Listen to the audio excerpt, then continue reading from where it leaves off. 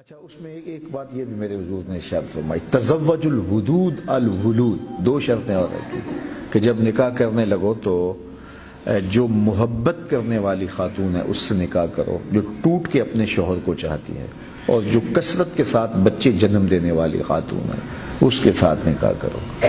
اب یہ کیسے پتہ چلے گا کہ وہ کثرت کے ساتھ بچے جنم دیتی ہے اور وہ ٹوٹ کے محبت اپنے شوہر کو کرتی ہے؟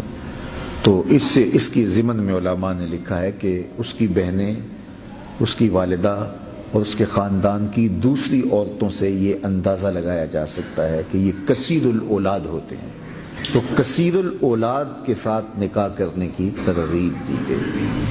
آقا کریم علیہ الصلوۃ والسلام نے فرمایا کہ میری امت میں کثرت اولاد کے ذریعے سے اضافہ کرو، اگرچہ کچا بچہ ہی کیوں نہ ہو، تاکہ کل قیامت کے دن میں انبیاء میں کثرت امت کی وجہ سے فخر کروں۔ تو اولاد کی کثرت یہ اللہ کی کرم نوازی ہے، یہ اللہ تعالیٰ کا انعام ہے۔ یہ پچھلے دنوں کے اندر یہ ایک تقریب ہوئی تو ایک صاحب کہنے لگے کہ آپ کیا کہتے ہیں؟ تو میں نے کہا صاحب، جو زور دے رہے تھے کہ بچے دو ہی اچھے، وہی چوتھے نمبر پہ ہیں۔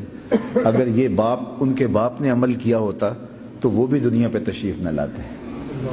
تو یہ بات ذہن میں رکھیے گا کہ اولاد کی فلا تقتلوا اولادکم خشیۃ املاق، اپنی اولاد کو جو ہے وہ املاق وجہ سے قتل نہ کرو کہ معیشت کا کیا ہوگا۔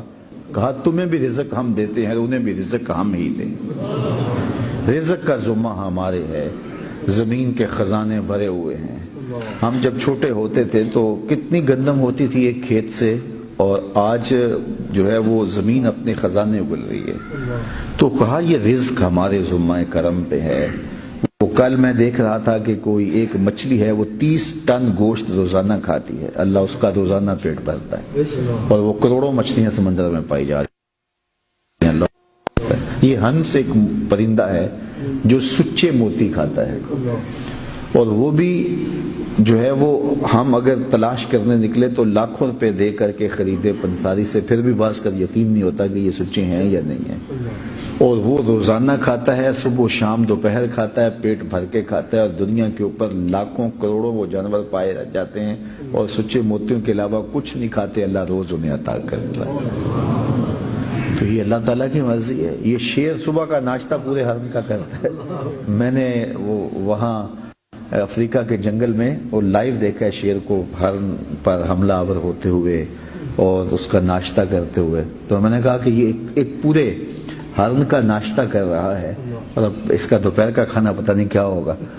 تو اب ہزاروں شیر وہاں گھوم رہے ہیں، اور ان کو روزانہ اتنی غذا چاہیے۔ ہاتھی کو کتنی غذا چاہیے یار، جو ہاتھیوں کو دیتا ہے، جو شیروں کو دیتا ہے، جو پتھر میں چھپے ہوئے کیڑوں کو بھی رزق باہم پہنچاتا ہے۔